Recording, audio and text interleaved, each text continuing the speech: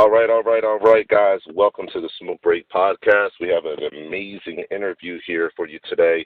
We have Jacqueline and Timothy on the line, and they're the brand new owners of the All Good Coffee Shop and Used Bookstore here in Chattanooga, Tennessee. The black business culture in Chattanooga, Tennessee is booming, and to have a brand new coffee shop, my favorite brand new coffee shop and used bookstore, is a blessing. So we want to get a little bit of insight about their journey today and about where they're going, from here. So without further ado, Jacqueline, Timothy, are you guys on the line? We are here. We're here. All right, all right. Hey, thank you guys for giving me your time today. I really appreciate it. How are you doing? How's the family doing? Wonderful. Thank you for inviting us. We are super excited. Okay, awesome. I like to hear that. So, like I was saying, you guys are the brand new owners of the All Good Coffee Shop and Used Bookstore. How did this journey happen? How are you guys loving it? And was this journey all carefully planned out, or tell us a little bit about it? We just kind of looked at each other and laughed on that one. He kind of pointed at me like, go ahead and take the floor. This by no means was planned at all. Absolutely not. Honestly, I think this journey kind of started with me in October of last year after lots of prayer and careful consideration, making sure our investments were in order. We decided that it was time for me to exit my job of 8 years and to embark on a journey, really putting some time. We have always wanted to sow our lives and our time into a nonprofit, and that was the goal in October, was to leave my job, like you said, after 8 years. Hope he was still going to, keep his job. We got to make sure this mortgage gets paid. Right? That's right. That's right. Got to make sure it's a consistency. Exactly. Everybody can't shine right now. But that's right. It was one of those things where we just said, okay, now's the perfect time. God is blessed. He's moving us. Let's just go ahead and let's just make the move, because it definitely was not just me quitting my job. That's a move that we had to make together, because, again, we have to maintain an equilibrium just in our lives and, in our marriage, and that is a big step, again, when you're going from two, incomes down to one income, and really just kind of communicating, relying on each other. So absolutely not. It was not planned for us to go into the coffee business. Once we got out, I have been, so of course, a lot of people know that AllGood's, Coffee Shop and Used Books is a family organization. My grandmother started it and has been operating it. And, of course, I did my due diligence and helping and being there over the summer and working with some of my cousins. But my grandmother got to the point to where she was just like, she's a phenomenal entrepreneur. Just being in her presence is just so enlightening. She got to the point, she said, okay, I'm ready to move on to a different endeavor. And she said, hey, you and your husband are excellent together. I see how you all work together. I want to give you this business. Wow. Kind of, by the way, so you're not working anymore. All right, well, great for that. By the way, I want to give you this business. So we walked into that. Again, more prayer, more consideration. We knew we were going to need to invest some money in that, of course, and you drop down to one income, and we've already made sure our investments were going to cover us for this long. Now we're discussing how our investments are going to be into this, how we're going to sow into this, and, so on and so forth. So, this by no means was planned. Yeah, it sounds very spontaneous. Absolutely. But, I will say this. Spontaneous, but I like to think that we both, our goal is to walk in purpose and to walk in, it may seem spontaneous to us, but, of course, that is after, like I said, lots of prayer that, whatever, the Lord has for us, that was what he intended for us to, get. So it kind of just all fell in place, if that makes any sense, in a way that we never, ever intended for it to fall into place. Yet here we are. I mean, this is truly walking in purpose right now. And I mean, absolutely. So now let me get this right. You guys went from having two different incomes, two careers essentially, to now having one consistent income, and then one we'll just say building income. Um, with that being said, of course that is a super challenge. Okay, now if I'm listening to you correctly, you have the financial challenge that of course you have to face as a family, and then you also have the challenge of saying this is a completely different industry, a completely different endeavor. You're learning a new skill set. So what I'm trying to figure out is, entrepreneurs, we have a lot of challenges, and I can tell you that from my long stories. There's tons of challenges. Besides those two challenges, are there, if you want to speak to those two challenges too, that's fine. But are there any more specific kind of challenges that you guys have faced along the way, whether it be time management or anything like that?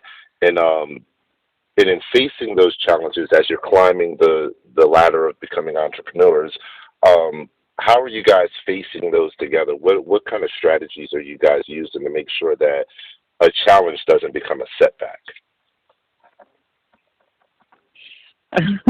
My husband keeps looking at me like, "Go, fire away." I feel you, game on it for our family. He's like, "I make the money, she spends it." Like, yes. One thing I can say, because I want to start by saying that we are not spring chickens. Absolutely. We are. We're not. Elder saints, but we, definitely experienced some things in life. And one thing about us, we've been married for we're working on our 11th year, and that's beautiful. I think that our experiences throughout our marriage has definitely well equipped us for this. Of course, we definitely have difficulties, but just with our backgrounds, coming out of business, understanding business, again, it all just kind of goes into, it may seem spontaneous to us, but we've been prepared for this, and we have been preparing, just trying to be, I guess you would say, just responsible adults, if that makes any sense. But it's responsible as we possibly could be, making sure that when our finances were in order again, we were preparing for me to leave my job so that we could, go full 100% nonprofit, and we definitely have 100% nonprofit, but, also give it 100% to this coffee shop. But, I would definitely say our difficulties, if any difficulty, is really understanding the demographic, understanding the demand, understanding what, our customer base, understanding and learning how to be a barista. Yeah. But you're doing that. I see your skills over there is growing over there. You guys are definitely growing in products, winning. And that just comes with, coming out of business and understanding that, you're going to have to develop yourself, because I hate to say this, but you don't just wake up one day and just your powerful business mind. And it's one of those things that we are constantly evolving, and we are constantly working, and we are constantly researching. My husband, he handles all the finances. He handles the bookkeeping, just crossing over there. So, we have difficulties. We absolutely do have difficulties, and I don't want to seem like it's a cakewalk, because there are definitely some days I'm like, oh my God, what have we done? We should have said no when we had the chance, No, you got to walk with that purpose. He reels me back in like, chill out, we're good, like, we're good. You're using your brain. This is what you've been, always talking about the challenge that you wanted anyway. So, we're faced with our difficulties. I say our biggest difficulty right now is how we're going to grow this business. How do we grow this business? Because you don't go into a business, when the last position that I was in, I would always tell my staff, hey, listen, I'm not here to volunteer. I'm here to make money. That's right. You know, and as much as I love that coffee shop and I love the vibes that it gives and I love being there, you know, and my husband, like I said, I spend the majority of the time there because somebody has to be the responsible adult and make the money. But as much time as I enjoy being there and just really just embodying that experience, it's one of the things where I can't just be here for the experience. I have to make a living out of this, you know. So it's a business. How do you make this business profitable? Well, you know, one of the first things we came in and just to kind of give you an idea, you know, it's a coffee shop in the sense that it had, you know, just your normal drip coffee, iced coffees, different things like that. But, hey, how do we compete on another level? Well, we need to get an espresso machine. You know what I mean? Like, just things like that. Okay, well, here's a new thing. Neither of us drink coffee. Neither of us know anything about espresso. so we go out and we buy this very expensive machine after, you know, and it's just like, okay, now it's here, so now what? You know, so really just making ourselves vulnerable to, you know, people teaching us and to, you know, I've met some phenomenal people in Chattanooga, you know, some awesome, I want to give a shout out to my friend Vinny at Mad Priest. He's one of the partner there. I'm telling you, he just, some of the advice he's given has just been kind of, you know, really helpful on, you know, just, you know, good coffee blends and stuff like that. I mean, this is stuff that you have to immerse yourself in. You have to live it. You have to, this is it now, you know. So when I'm home, I'm talking to Tim, I'm like, man, I tried this blend today and this blend, and now I understand, like, you know, the different when they're roasting them in dark chocolate and cherry. It's like, man, like, boy, you know, so we embody that and we're trying to become that, you know, so that we can make sure that we're reaching the, you know, we're getting to the money, point blank, period, you know, but at the same time being fulfilled and making sure that our customers are having a great experience. I really, really love that. What I'm hearing, and you may not have said this directly, but what I'm hearing through this journey and experience is the underlying factor that kind of keeps this thing moving along and kind of keeps you guys getting over from hurdle to hurdle is literally your strong sense of communication with each other. And you know, communication and humility. I've heard you say, you know, time and time, someone has to be the responsible adult. And I know my man Tim there is thinking to himself, baby, you building the business over here. You're being responsible too. Yes, that is correct, man. So, you know, I have to be, you know, perfect word, the equilibrium person here to balance out everything, you know. But, yeah, I have a background in finance and everything like that, so I just try to make sure, you know, everything is taken care of on the financial side. So that's why a lot of people don't see me there. If you do see me, it will probably be on a Saturday, filling in or, you know, smiling, talking to everybody, you know, just showing my face. That's right. You know, letting everybody know that, hey, I am part of it, but I want my wife to have all the shine. So that's why she's the front runner and I just sit in the back and just chill, you know? Hey, you know what? That's our role. Like, that's what we've embodied over the years. He's you know, copacetic, and he's like, you be the social butterfly, and I'm going to straight. I love that. It's been working good, man. And it's been working good for 11 years. Since we actually, been married 11 years, and we've been almost 11, but we've been together 12. Look, if it ain't broke, don't fix it. Yeah, that's true, man. That's right, man. Shoot, that's a happy wife, happy home. It sounds like a great day to me. So I tell you what, man, I really like the fact that you guys, I like the fact that you have the communication, you have the humility, and that you build off of each other's strengths, and that complements the relationship even more. And I really, really love that. So, you know, is there anything, I mean, I kind of feel like that's everything, but is there anything beside from all of those beautiful qualities and traits as not only as a couple, but as entrepreneurs, is there anything that you would give as advice to maybe the younger generation of, we have a lot of young entrepreneurs out here right now, especially African-American entrepreneurs that are they're together, they're dealing with all the things that are going on in the world right now and all the pressures of the world right now. And yet they're trying to find that financial freedom and kind of build that business as well.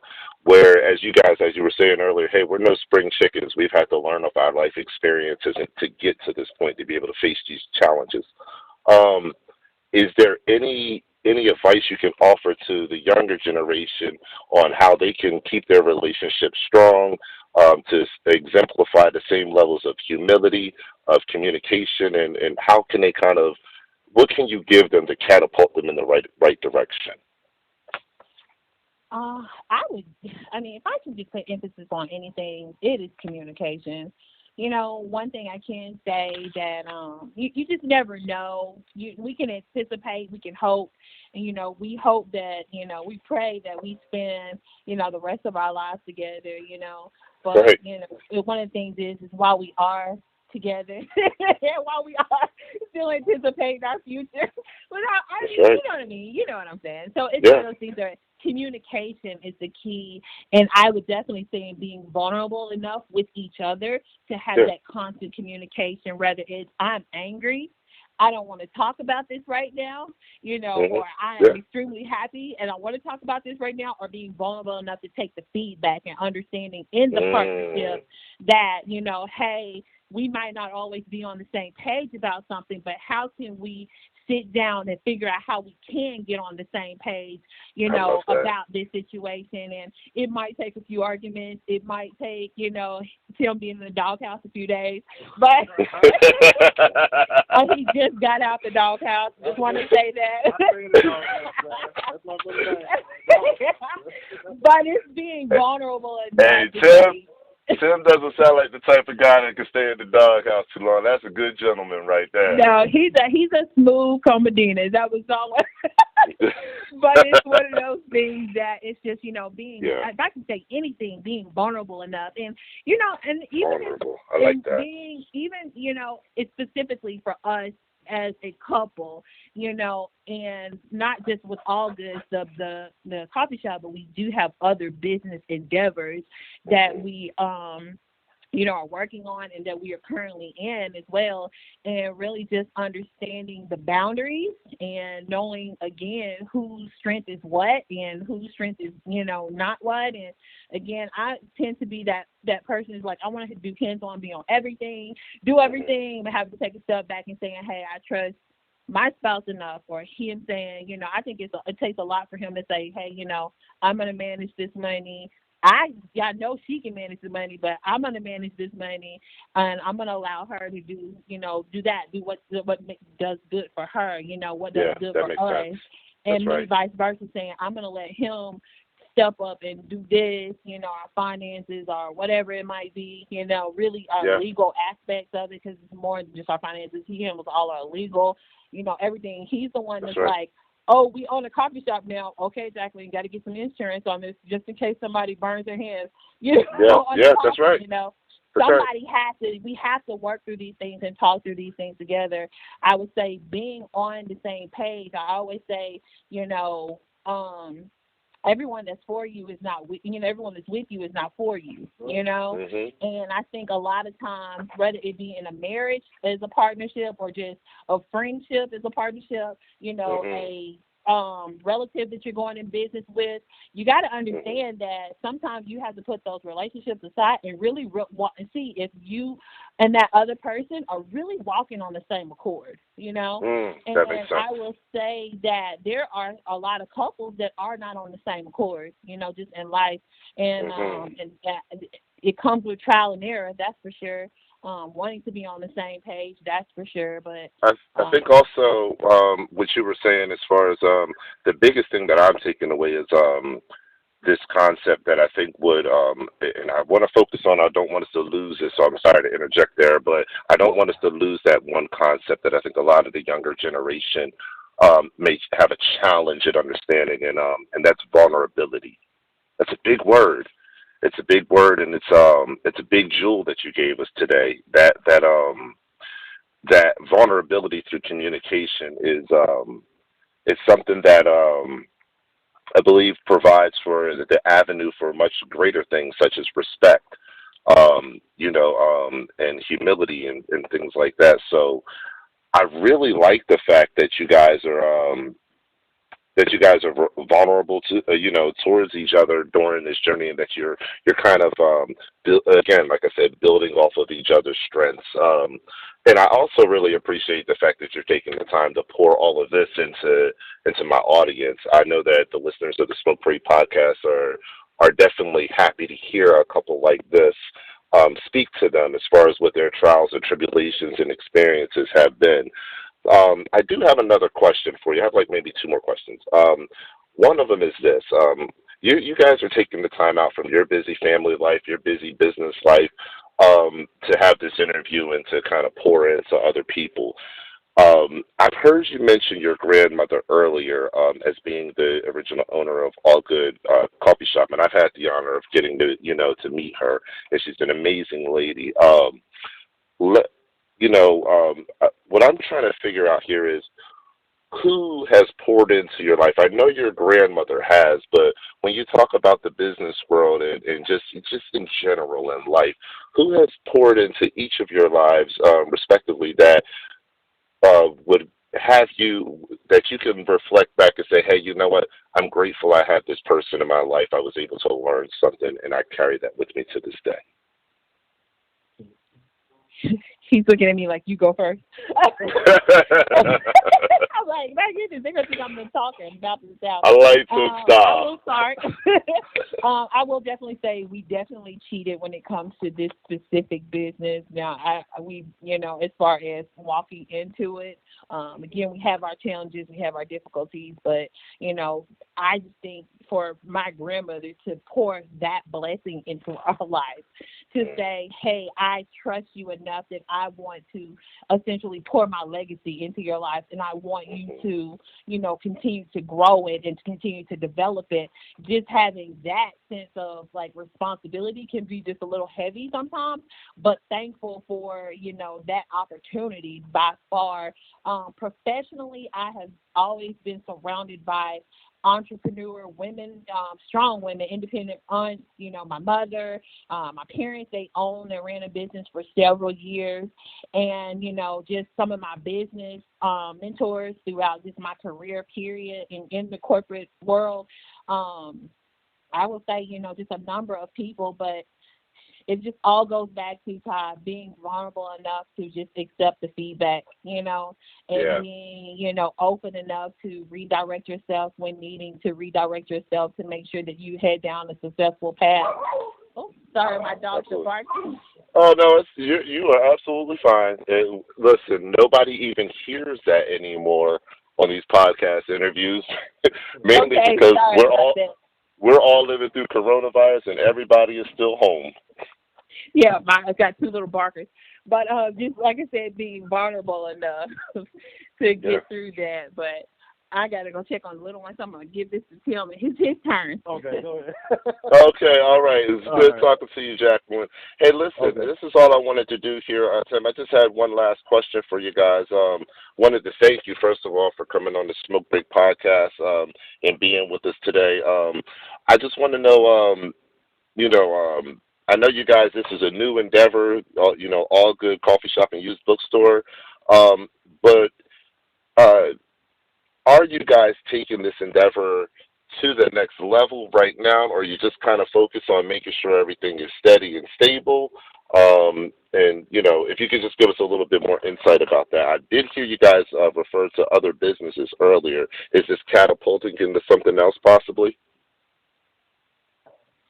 No, we just have other endeavors. We are definitely trying to take the coffee shop to the next level. Absolutely. Branding. That's what we're working on now. We're branding right now at the current moment. Okay. Excellent. And you guys seem to be doing a great job with that. I tell you that the word is getting out, and I can see more and more people starting to become patrons of the coffee shop, and that's excellent. So listen, I know you guys got to get going. Is there any way that you can drop any kind of info about it, or anything, last things that you'd like to say about the coffee shop in closing? Absolutely. I always tell people, please follow us on Facebook. You can find us at AllGood's. Coffee Shop and Use Books, and of course also on Instagram. Support is important right now, as we continue to grow and develop. As you've seen yourself, I think the last time you were in there, we were just busy.